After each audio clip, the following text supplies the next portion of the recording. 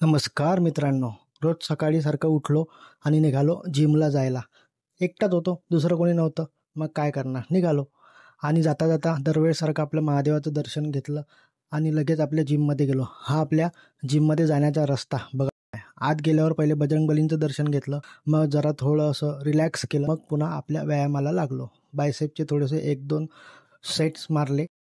Sets मारणं झाला, घरी आलो आणि तयार होऊन लगेच ऑफिससाठी निघालो. आपलं हेल्मेट घातलं आणि निघालो गाडी घेऊन. मग काय, हे बघा, आज पाऊस पडला होता त्यामुळे रस्त्यात सगळीकडे ओल साचलेली होती आणि मस्तपैकी हिरवळ हिरवळ सगळीकडे दिसत होती. आमच्या कंपनीकडे जायचा रस्ता बघा, किती मस्त आणि सुंदर वातावरण दिसतंय. कंपनीत पोचल्यावर थोडंसं काम आटपून बसलो होतो. मग नंतर काय, घरी आलो. घरी येऊन आईने चहा केला, चहा पिला आणि नंतर गल्लीत पाहतो तर काय, हे बघा हे पोरं free fire free fire free fire नुसते दिवसभर फ्री फायर, किती सांगून तरी ऐकत नाही कोणाच्या बापाचं. मग काय, दुकानात बसलो आणि हे दोघंही भाऊ चिमणीवर कावळावर खेळत होते.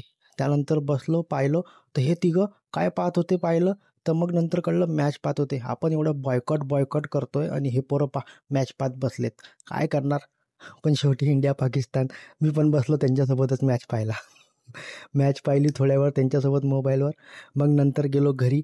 रात्री घरी टी व्ही लावला. टी व्हीवर पाहिलं तर आपली इंडिया जिंकलेली होती आणि हे पहा यांचे चेहरे पडलेले आणि आपला मस्तपैकी तिरंगा हा मस्त फडकत होता. क्या बात आहे. चला भेटूया. जय हिंद.